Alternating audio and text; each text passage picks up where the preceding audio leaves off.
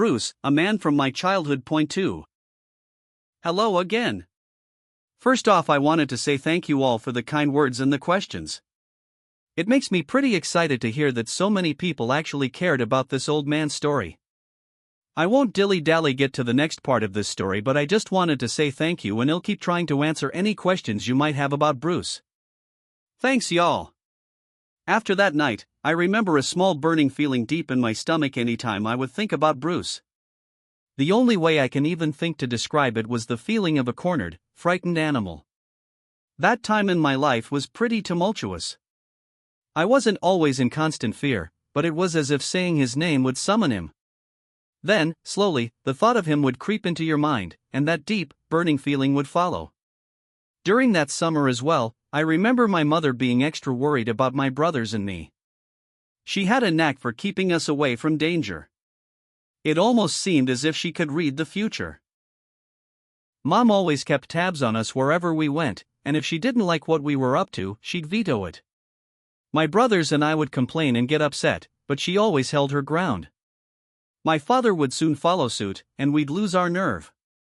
Yet my mother was always right for not sending us off. There was one time my brother and I were going to go four-wheeling in the forest, but she said no. Now, we had been out on that trail with our four-wheelers for as long as we could drive them, so when she said no, we both were irritated. My mother kept her foot down, and we eventually lost interest in fighting with her and went on to do something else. Yet she was right, the rainfall that day became severe, and the river that ran along the trail became a flash flood. Even if we were able to escape the flood, I don't know if we would have been able to find our way home. While 90% of the time when my mother would say no, there wouldn't be any danger, or something minor would happen. That said, I was always grateful for that 10% of the time. One of those times where my mother said no was toward the end of summer. Anyone was going to be at this log cabin for a party. It was my buddy Kyle's parents' place. They allowed him to throw a party up there once a summer.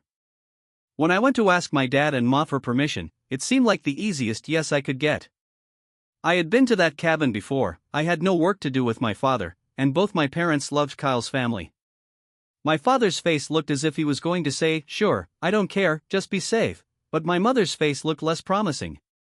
Her eyes narrowed, and she was chewing her cheek in thought.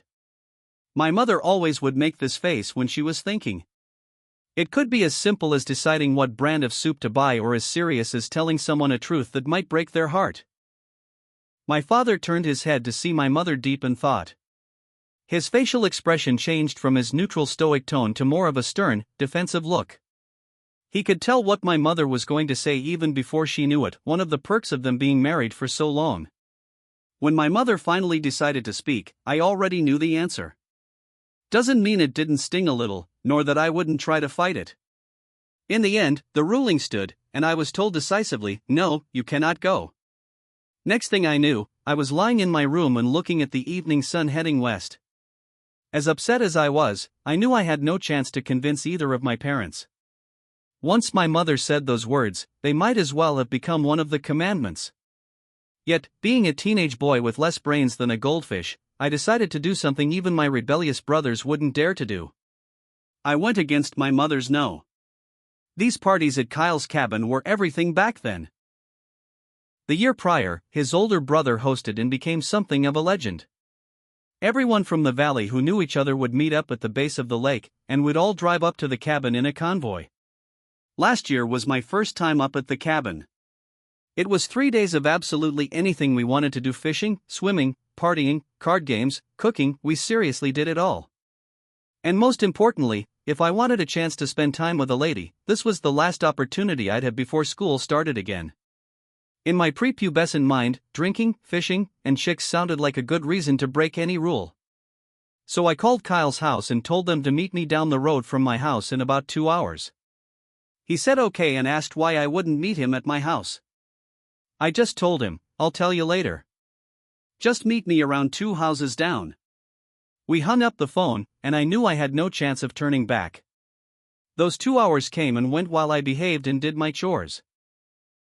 My parents were early sleepers, so when the clock struck 7 p.m., they both retired to their rooms. Sure enough, 7 p.m. rolled around, and I was getting hugs and kisses goodnight from my mother. She kissed my forehead and said, "I'm sorry you can't go over to your friend's house, honey. I just want you to be safe, and I have an icky feeling about you going." "It's totally okay, Mom. I'll just rewatch that movie Tim hasn't bothered to return yet." Tim was my middle brother.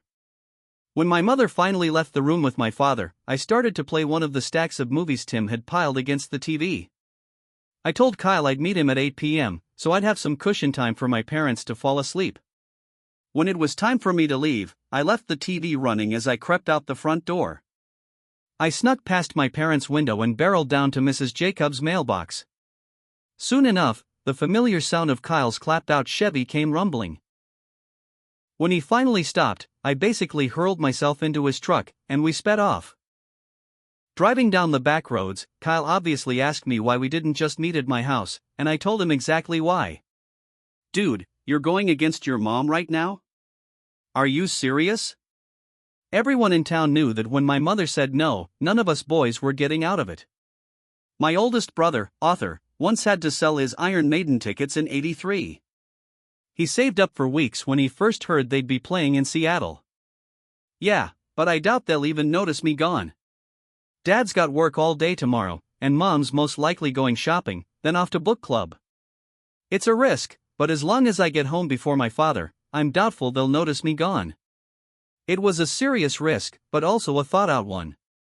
As long as I was home in time for dinner, my mother or father shouldn't have any questions. "So how are you going to get home?" "Because I'm staying the full 3 days," Kyle asked. "Tim owes me big time. I'll just walk to the ranger station and call him and tell him to come get me tomorrow morning." "What exactly does he owe you for?" Kyle said, puzzled. "He's been renting movies and hasn't returned any of them. I've been the one intercepting the late fees from the mail." Kyle just smiled and nodded in approval. We spoke about just anything we could to pass the time as we made our way up the mountain. Everyone had already left the base of the lake, so we decided to just make a straight shot to the cabin. Pulling up to the log cabin, I could already tell what kind of night was in store for me. There was a certain unnatural blending of the scene before me. The forest was hushed, with a rhythmic breathing of cool air that swayed the trees. Then the cabin in front of me, man-made, was playing what sounded like muffled rock music and loud chatter. I remember this very distantly, just because of how surreal it was. Deep down an access road was a small log cabin that seemed more lively than the entire forest. As we walked inside, friends would turn their heads at us and smile. Some came over for hugs, while others came and chatted us up. After rounds and rounds of conversations, loud music for hours, and several rejections from multiple different chicks, the night felt like it was beginning to close. People were already getting tense, ready to sleep outside and watch the stars, while others already lay on the ground of the cabin in a drunken stupor. As for me, I got special treatment due to being close with Kyle. I got to sleep on one of the 3 beds they had in the cabin. I remember lying there in bed with the sheets off to the side. The cool summer breeze from the open window was the perfect amount of air to cool myself off. As I dozed off, thinking about my plan of action for tomorrow in case anything went awry, I remember that chill feeling slither down my spine again. This time, I thought I was just getting cold, so I covered my top half with the blankets, leaving my feet exposed so I could still feel the cool air. In my defense, we were a couple hours away from our town, and the only peeping toms at the cabin might be the wildlife. I was getting to the part of the night where your mind is in the middle of sleep and awake, like the powering down stage before fully sleeping. My mind was free from thought when I felt something light move along my leg. I've dealt with small bugs or flies making their way onto me, so I shook my leg and got it off without fully waking myself up. A couple of minutes go by, and another bug gets onto my leg. At this point, I was too tired to care, so I let it do its thing. I felt it move from the top of my foot to my ankle. Though this time, the bug seemed uncharacteristically heavy, like its weight would fluctuate as it dragged its body. I was puzzled at what kind of bug this could even be.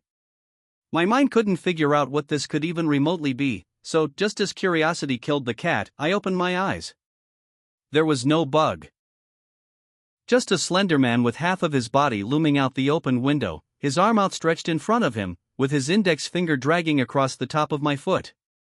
The lighting in the woods obscured his face, yet I could tell by his red hat that he was looking directly at me. Before my brain finally made the connection, the man's arms slowly retracted back to his side, all while he slithered outside of the window in a swift, slow motion. He made no reaction or sound when he noticed me awake, just a methodical motion of retreat. Before I knew it, my heart was cranked to 11. My boots were on, and I was halfway out the door before my mind finally woke up. When I stepped outside, the only thing I spotted was that artificial white color, approximate 100 feet from the entrance of the cabin. I felt that burning feeling again, and my heart felt like it was going to tear open from stress. As the white figure slowly disappeared back into the tree line, the only thing I was left with was my breathing, and the cool air breezed past me. In all my years on this earth, that was the most alone I have ever felt. No horror movie, book, or any piece of media can even compare to that fear. The only sense of comfort, if you could call it comfort, was knowing that I'm not the only victim this man had. The next few events are somewhat hazy. I remember I grabbed the rest of my clothes and got dressed again.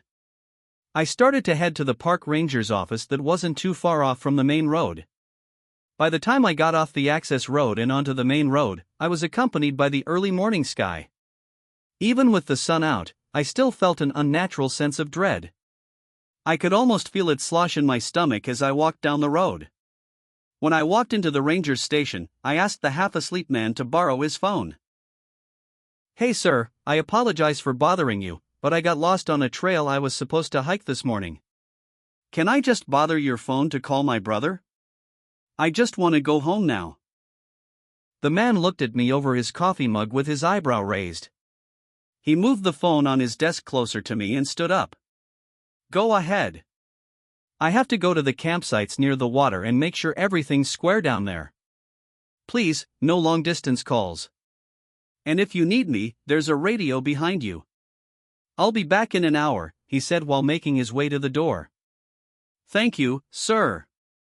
I was more shocked that the lie actually worked. I dialed the house phone, and thankfully, my oldest brother Arthur answered. I told him to go and get Tim and put him on the phone.